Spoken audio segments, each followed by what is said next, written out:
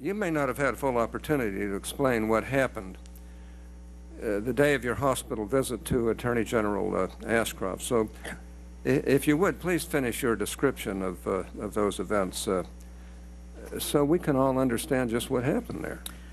The meeting that I was referring to occurred on the afternoon of March 10th, just hours before Andy Card and I went to the hospital.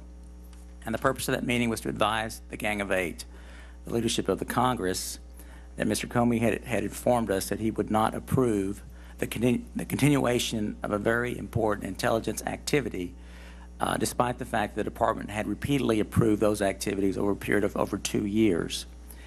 We informed the leadership that Mr. Comey felt the President did not have the authority to authorize these activities.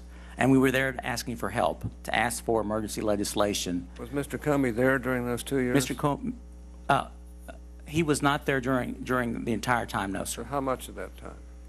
I can't recall now, Senator, when Jim Comey became the Deputy Attorney General. The consensus in the room from the congressional leadership is that we should continue the activities, at least for now, despite the objections of Mr. Comey.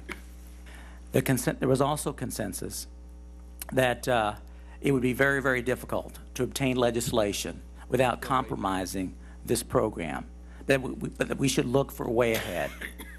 It is for this reason that within a matter of hours, Andy Card and I went to the hospital.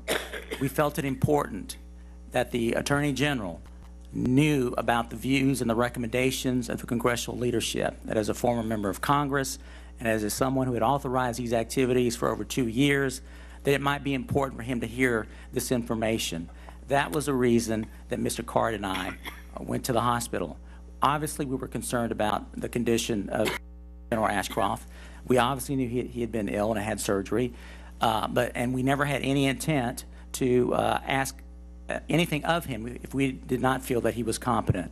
When we got there, I would just say that Mr. Ashcroft did most of the talking. We were there maybe 5 minutes, 5 to 6 minutes. Mr. Ashcroft talked about the legal issues in an elusive form, as I've heard him talk about legal issues in the White House. But at the end of his description of the legal issues, he said, "I'm not making this decision. The Deputy Attorney General is."